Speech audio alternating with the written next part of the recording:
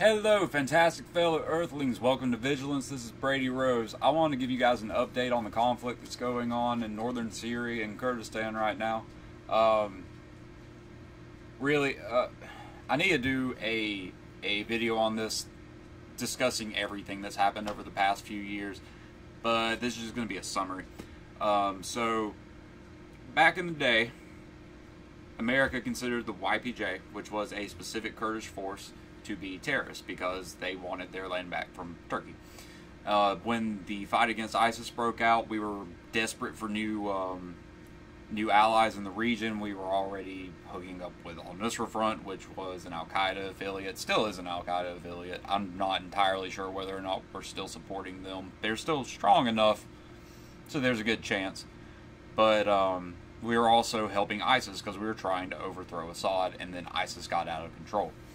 So after Turkey complained forever about the fact that we were no longer fighting the YPJ on the ground, technically, we were still carrying out some strikes on them, but we weren't as heavily invested with them as we were with the Islamic State. After Turkey had complained for a long time, the YPJ and YPG rebranded themselves as the SDF, the Syrian Defense Force, and declared an autonomous government in northern Syria. And Turkey cannot stand that. Turkey has... I don't understand, like, the viewpoint of certain people in the world, like Israelis and Palestinians, Kurds and Turks. I don't understand why, if you are the same people, why are you guys killing each other so intensely? But Turkey has been carrying out strategic strikes against the SDF for a while now, and the United States has been arming them and giving them supplies in their push to maintain their autonomous government in northern Syria. And it's gotten to the point that, okay, so NATO has an air base in Turkey, in the city of Syriac.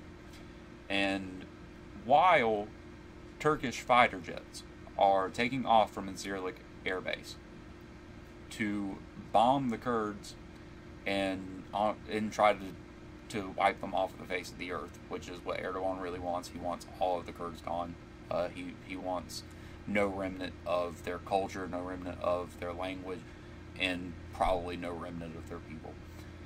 But as Turkish fighters are taking off from Syriac to carry out those missions, U.S. supply planes are taking off from Syriac Air Base to drop munitions and supplies to those same people that Turkey is bombing.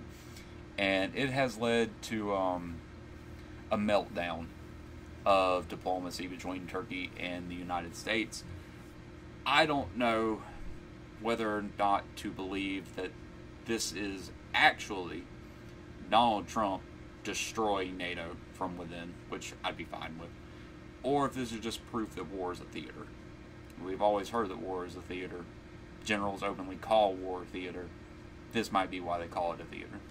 But it makes sense that relationships are dissolving between Turkey and the U.S. because ever since Russia came into Syria, and they took Iraq as an ally away from us, Turkey has been on unsteady footing with us, and it seems that they have joined the Russian, Iranian, Iraqi coalition to fight against us, and that is not good news.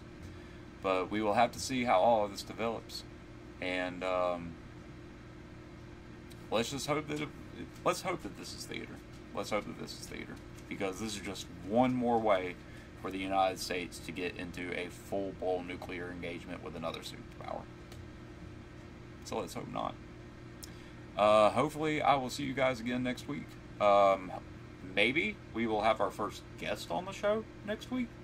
So stay tuned for that. Support independent media on Patreon. And take care. Until then, stay vigilant.